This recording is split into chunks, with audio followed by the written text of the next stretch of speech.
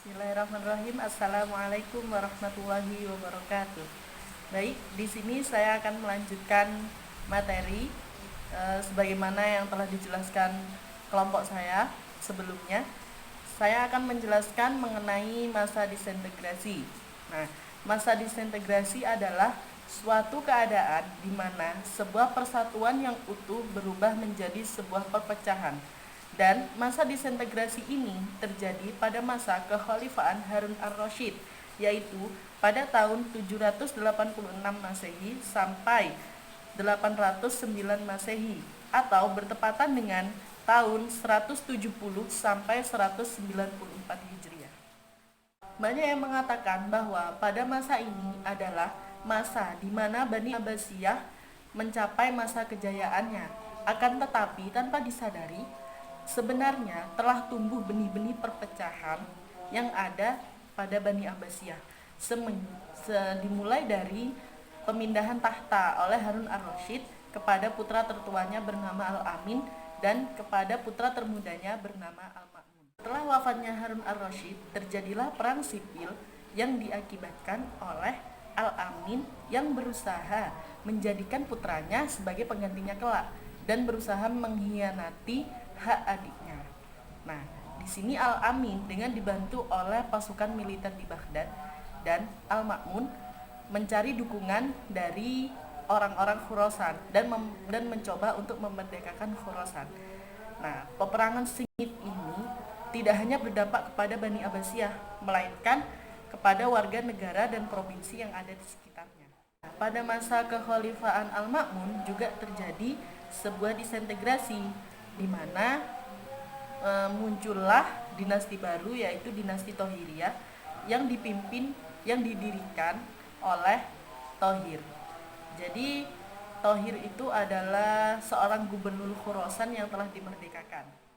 Al-Ma'mun telah memberikan jabatan kepada Thohir dan berjanji untuk mewariskan jabatan-jabatan tersebut kepada keturunannya. Nah, selanjutnya mengenai penyebab terjadinya masa disintegrasi. Sebenarnya masa disintegrasi itu sendiri sudah terjadi ketika masa Bani Umayyah. Jadi pada pemerintahan Bani Umayyah itu juga sudah terjadi masa disintegrasi. Berbicara mengenai hal ini, terutama berbicara mengenai politik Islam dalam lintasan sejarah, akan terlihat perbedaan antara pemerintahan Bani Umayyah dengan pemerintahan Bani Abbasiyah. Wilayah kekuasaan Bani Umayyah mulai dari awal berdirinya sampai masa keruntuhannya sejajar dengan batas-batas wilayah kekuasaan Islam. Hal ini tidak seluruhnya benar untuk diterapkan pada pemerintahan Bani Abbasiyah. Kekuasaan dinasti ini tidak pernah diakui oleh Spanyol dan seluruh Afrika Utara kecuali Mesir yang bersifat sebentar-sebentar dan kebanyakan bersifat nominal. Bahkan dalam kenyataannya banyak daerah tidak dikuasai oleh khalifah. Secara real, daerah-daerah itu berada di bawah kekuasaan gubernur-gubernur provinsi bersangkutan yang hubungannya dengan khalifah ditandai dengan pembayaran pajak. Menurut Watt, sebenarnya keruntuhan kekuasaan Bani Abbasiyah mulai terlihat sejak awal abad ke-9. Fenomena ini mungkin bersamaan dengan datangnya pemimpin-pemimpin yang memiliki kekuasaan militer di provinsi-provinsi tertentu yang membuat mereka benar-benar independen. Kekuatan militer Abbasiyah waktu itu mulai mengalami kemunduran. Nah, sebagai gantinya, para penguasa Abbasiyah mengerjakan orang-orang profesional di bidang kemiliteran. Jadi, khususnya tentara Turki dengan sistem perbudakan baru. Nah, pengangkatan anggota militer Turki ini dalam perkembangan selanjutnya ternyata menjadi ancaman besar terhadap kekuasaan khalifah. Apalagi pada periode pertama pemerintahan dinasti Abbasiyah sudah muncul fanatisme kebangsaan berupa gerakan Syu'bah, yaitu kebangsaan atau anti-Arab. Nah, gerakan inilah yang banyak memberikan inspirasi terhadap gerakan politik Di samping persoalan-persoalan keagamaan, nampaknya para khalifah tidak sadar akan bahaya politik dari fanatisme kebangsaan dan aliran keagamaan itu. Sehingga meskipun dirasakan dalam hampir semua segi kehidupan, seperti dalam kesusastraan dan karya-karya ilmiah, mereka tidak bersungguh-sungguh menghapuskan fanatisme tersebut. Bahkan ada di antara mereka yang justru melibatkan diri dalam konflik kebangsaan dan keagamaan itu.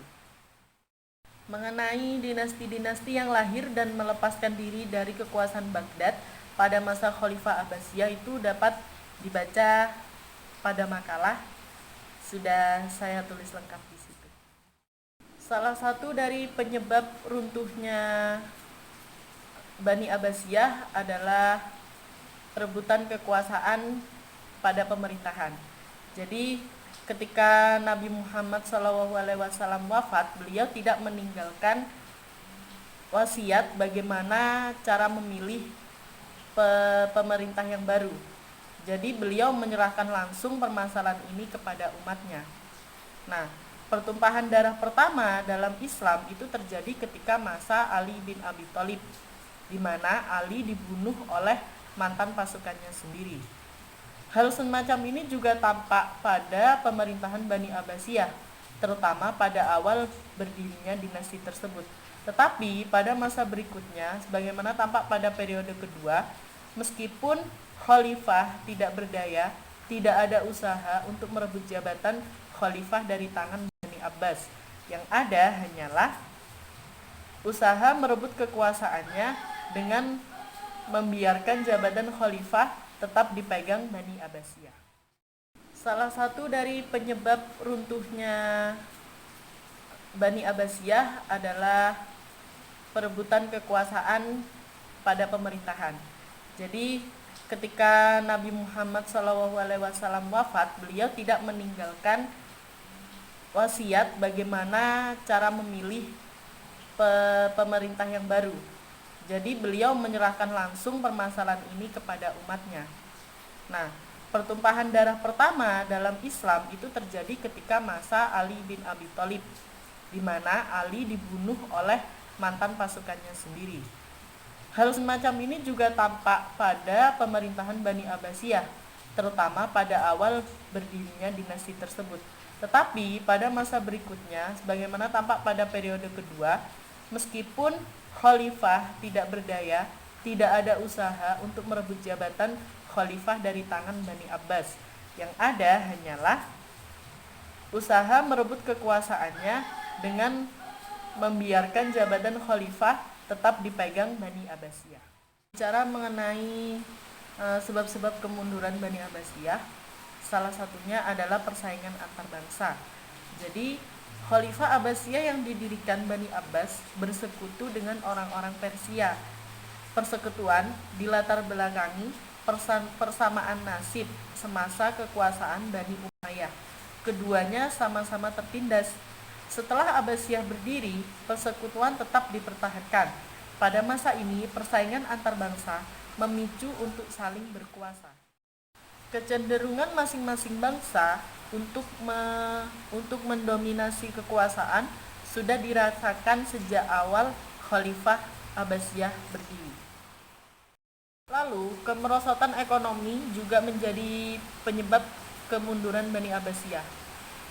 Khalifah Abbasiyah mengalami kemunduran ekonomi bersama dengan kemunduran di bidang politik. Pada periode pertama, pemerintah Abbasiyah merupakan pemerintahan yang kaya dan yang masuk lebih besar daripada pengeluarannya. Jadi sebuah pendapatannya itu lebih besar dari pengeluarannya, sehingga Baitul Mal penuh dengan harta. Setelah khalifah mengalami periode kemunduran, negara mengalami defisit anggaran. Dengan demikian terjadi kemerosotan ekonomi. Konflik keagamaan juga menjadi penyebab kemunduran Bani Abbasiyah. Jadi konflik keagamaan yang muncul menjadi isu sentral pada masa Khalifah Abbasiyah, sehingga mengakibatkan perpecahan. Berbagai aliran keagamaan seperti Mu'tazilah, Syiah, Ahlus Sunnah dan kelompok-kelompok lainnya menjadikan pemerintahan Abbasiyah mengalami kesulitan untuk mempersatukan berbagai faham keagamaan yang ada. Selanjutnya ada masalah ancaman dari luar. Jadi ancaman dari luar ini juga menjadi penyebab kemerosotan Bani Abbasiyah, kemerosotan pemerintahan Bani Abbasiyah.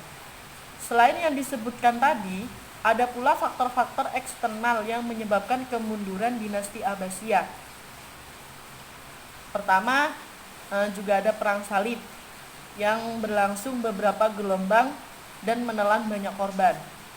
Konsentrasi dan perhatian pemerintah Abbasiyah terpecah belah untuk menghadapi tentara, sehingga memunculkan kelemahan-kelemahan.